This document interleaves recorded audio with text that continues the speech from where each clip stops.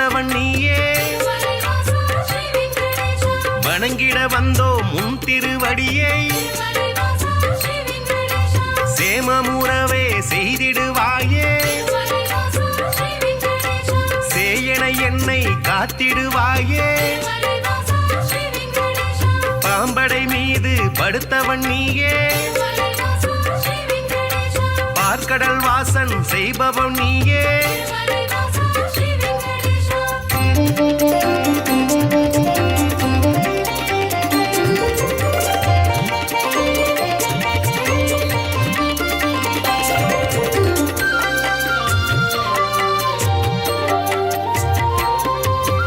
அன்றொரு நாளில் மாமுனி எல்லாம் ஒன்றாய் இணைந்து யாகம் அமைத்தாய் அவ்விடம் வந்த நாரத முனியோ உங்களின் யாக பலனை எல்லாம் யாருக்கு அளிக்க தீர்மானம் செய்தீர் என்றொரு கேள்வி கேட்டிடலானாய் எல்லா முனிவரும் திகைப்புடன் பார்த்த என்ன பதிலை சொல்வது என்று நாரத முனியோ நல்ல பதிலை துணிவர்கள் ஏற்றிட உழைத்திடலானாய்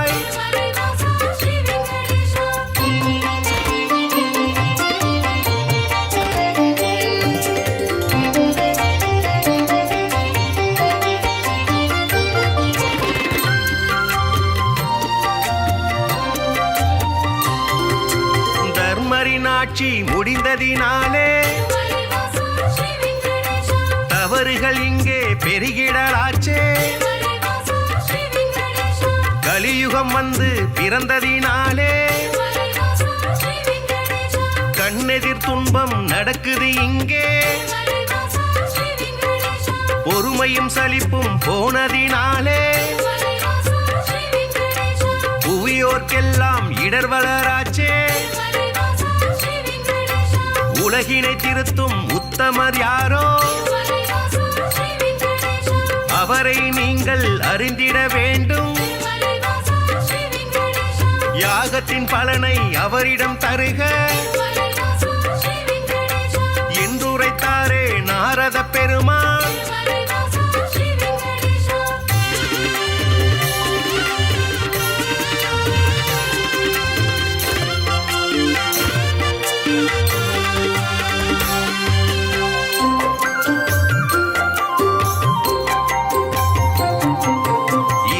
நடந்த யாகத்தின் பலனை சிவனுடன் விஷ்ணு பிரம்மாவுக்கே சமர்ப்பணம் செய்து வந்தனர் ரிஷிகள் இம்முறை அப்படி செய்திடும் முன்னே நாரதர் வந்து தடுத்தே விட்டார் மூர்த்திகள் மூவரில் யாருக்கு நல்ல கீர்த்தியும் தகுதியும் உண்டென கண்டு யாக பலனை தந்திடுமாறு அறிவுரை சொல்லி அகன்றே சென்றார் ரிஷிகளின் நெஞ்சை குழம்பிட வைத்தாய்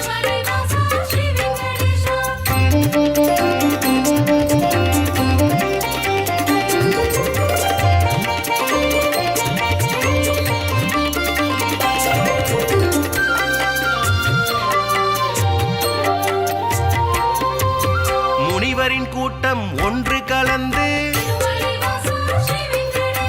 மூர்த்தியில் சிறந்தவர் யார் என்று அறிய திருகு முனிவரை தேர்ந்தெடுத்தனரே அவரும் சம்மதம் என்றுரைத்தாரே பிரம்மலோகம் முதலில் சென்றார் பிரம்மனும் அங்கே ரதியுடன் லீலை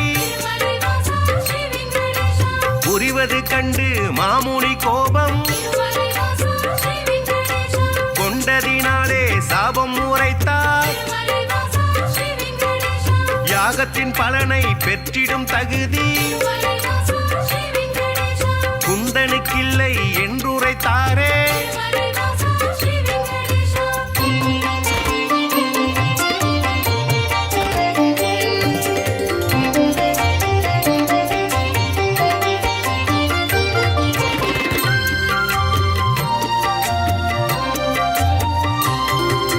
நான்கு முகமும் சுற்றும் விழியும் கொண்டவராக நீ இருந்தாலும் வந்தவர் தம்மை மதிக்கும் பண்பு உன்னிடமில்லை. அதனால் உனக்கு மண்ணுலகெங்கும் ஆலயமின்றி போக கணவாய் என்று உரைத்தார். அயனும் சிந்தை கலங்கிடலானார். அடியேன் பிழையை கொடுப்பீர் என்றார்.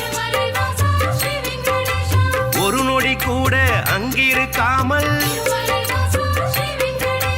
திருகு முனியும் புறப்பட்டாரே.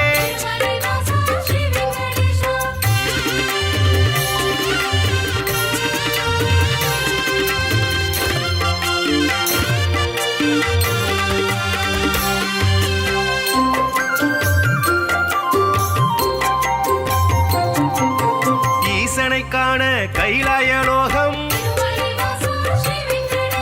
கன்னிமை பொழுதில் முனிவரும் சென்றார். சிவனுடன் சக்தி இருவரும் ஒன்றாய் ஆனந்த தாண்டவம் ஆடிடலானார். தன்னை மதிக்க இல்லை என்று மாமுனி பிறகு கடுஞ்சினம் கொண்டார். ஈசனே உனக்கு உலகினில் இனிமேல் உருவம் இன்றி வழிபாடு நடக்கும் என்று சபித்து கோபம் தணிந்தார். இதயம் நோக அவர் அகன்றாரே.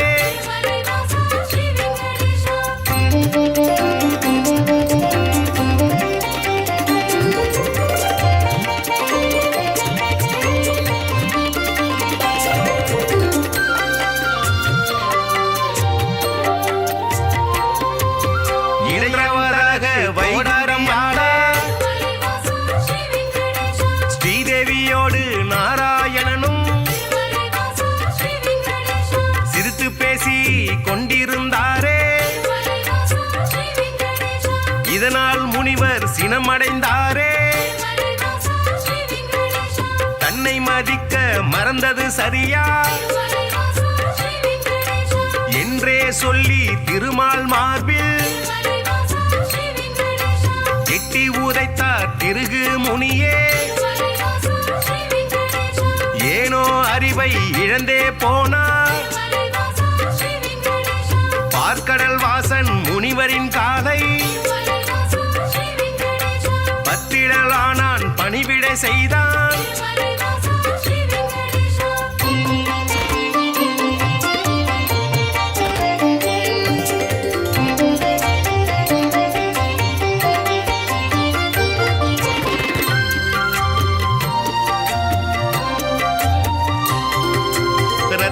பவழம் அணிகலன் பூண்ட எந்தனின் மார்பில் உதைத்த நாளே மெத்தன இருக்கும் உங்களின் பாதம் வலித்ததுவோ என்று வைகுண்ட வாசன் வாஞ்சையுடனே கேட்டு பணிந்தார். வருத்தம் சொல்லி ஆறுதல் தந்தார். காத்திடும் கடவுள் கனிவினை காட்ட கலங்கிடலானா திருகு முனியே. யாக பலனை பெற்றிட நீயே தகுதியான தெய்வம் என்றார்.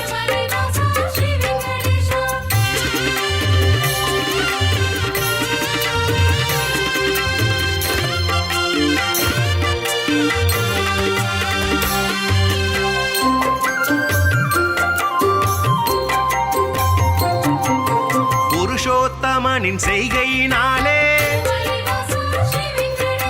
பொறுமை தம்மை இழந்தாள் லக்ஷ்மி.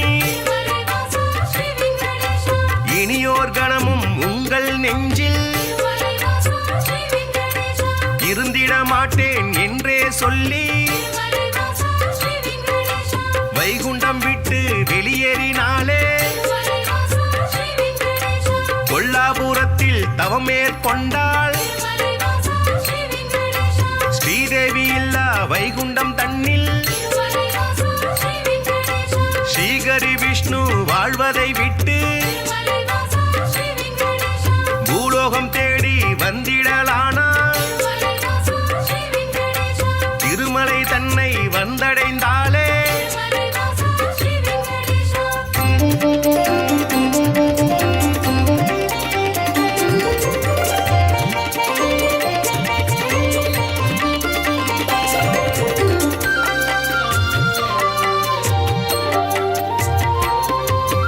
வரகமூர்த்தியை தரிசனம் செய்து நடந்ததை சொல்லி ஆறுதல் கண்டார். புண்ணிய ஸ்தலமும் இவ்விடம் தன்னில் தங்கிட அனுமதி வேண்டும் என்றார்.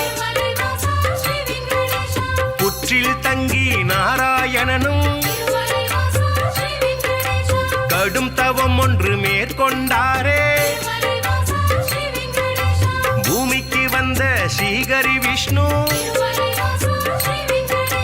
கடும் பசியுடனே தவம் செய்தாரே. நாரதர் மூலம் இதனை கண்ட பார்வதி தேவி துயருற்றாரே.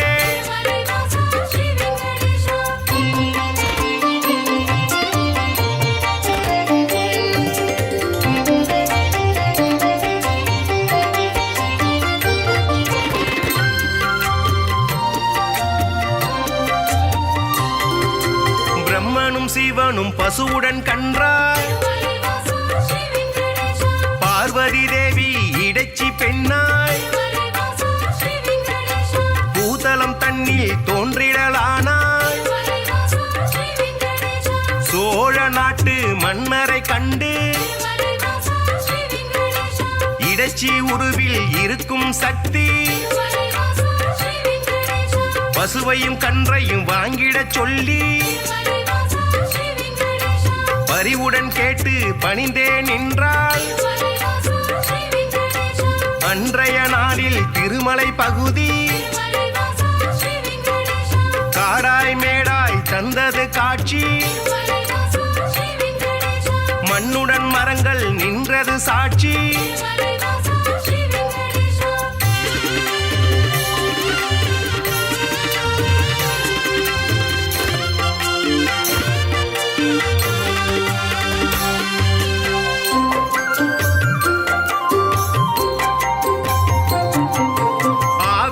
எல்லாம் ஒவ்வொரு நாளும்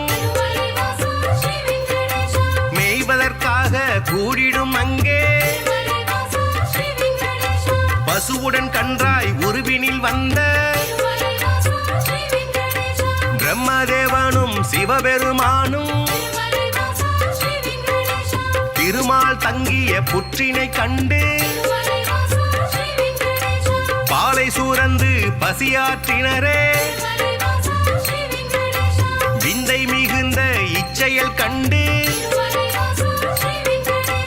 இடையன் ஒருவன் அரசரிடம் சொன்னான். மறுநாள் மன்னன் மறைவாய் நின்று புற்றினில் பாலும் சொரிவதை கண்டார்.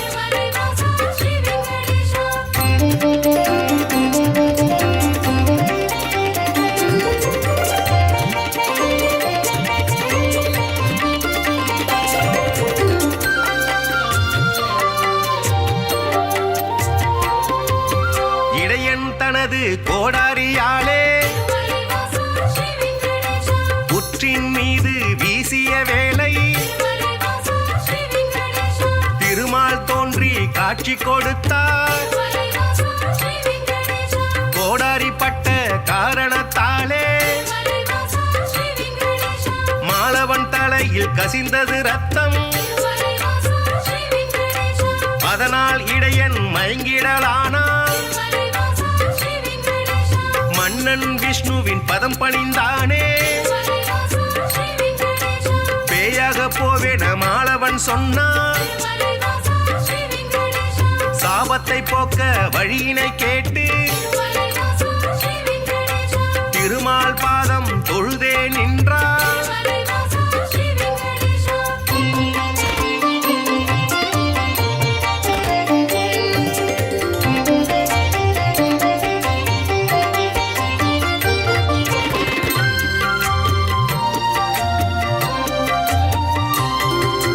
அடுத்தொரு பிறவி நீ எடுப்பாயே. ஆகாஷராஜன் என்றழைப்பாரே. உந்தன் மகளாம் பத்மாவதியே. திருமணம் செய்ய நான் வருவேனே. அப்பொழுதே உந்தன் சாபம் நீங்கும் என்றுரைத்தானே நாராயணனே. உச்சினில் இருந்து தோன்றிய ஹரியை தத்தெடுத்தாளே வகுளமாதா. பிள்ளையை போலே பாசத்தை காட்டி சேரனுடனே வளர்த்திடலானாள்.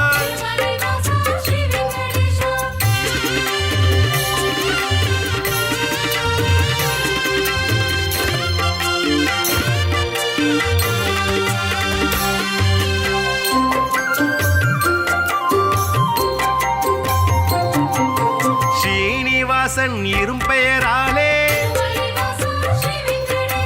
அன்னை அவளும் அழைத்திடலானாள். வாலிப பருவம் வந்த பொழுதில் ஆகாஷராஜனின் அழகிய பெண்ணா பத்மாவதியை பெண் கேட்டாளே. அரசனதற்கு சம்மதித்தானே. திருமணம் செய்ய அன்னையிடத்தில் தனம் ஏதும் இல்லை என்பதனாலே குபேரனிடத்தில் கடனாய் பெற்று வட்டி தருவேன் என்றான் விஷ்ணு.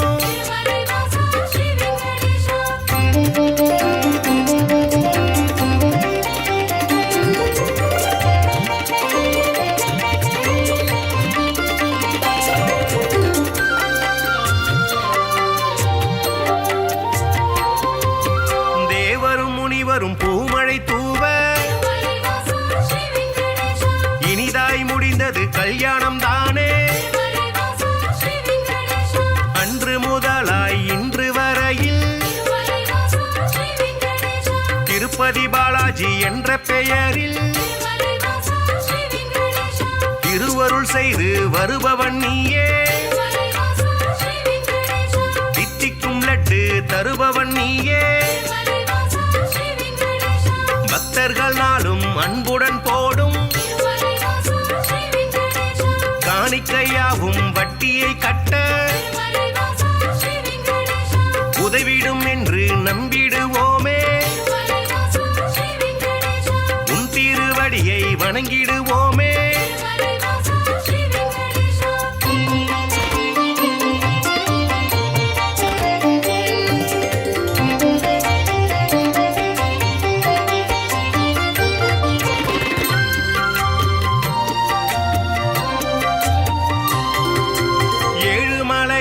என்றுமை சொன்னார்.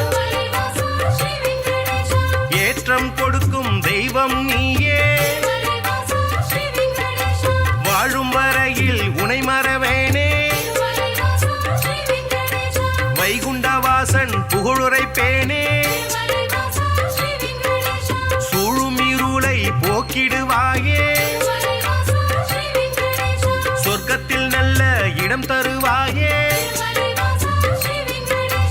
ஆழ்கடல் கொண்ட அழகிய முத்தாய் அடியவர் போற்றும் ஆண்டவன் நீயே. ஊழ்வினை அகற்றும் உத்தமன் நீயே.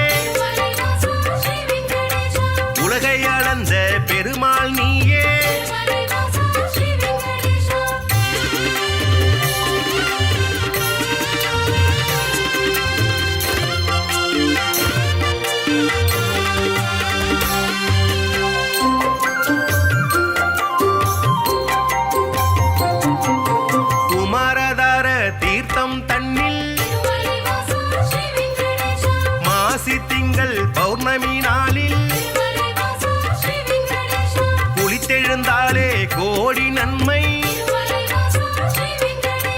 குழந்தை பேரு கிடைக்கும் உண்மை, துன்புறு தீர்த்தம் குளித்தவர்க்கெல்லாம் துன்பங்கள் விட்டு போய்விடும் தானே, பல்குண தீர்த்தம் அன்பருக்கெல்லாம் பலவிதமான செல்வம் தருமே, நாக தீர்த்தம் பால தீர்த்தம் நல்லருள் வாரி வழங்கிடும் தானே.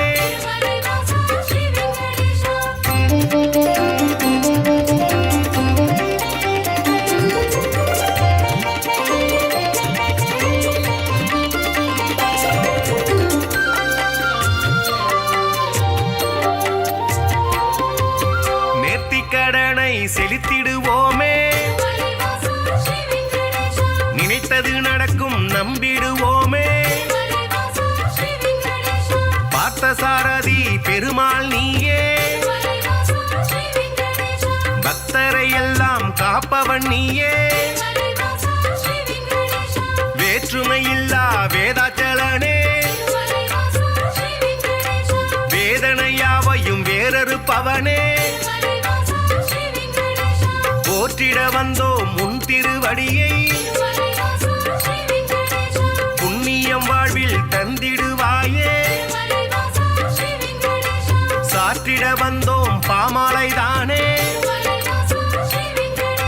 சங்குடன் சக்கரம் கொண்டவன் நீயே,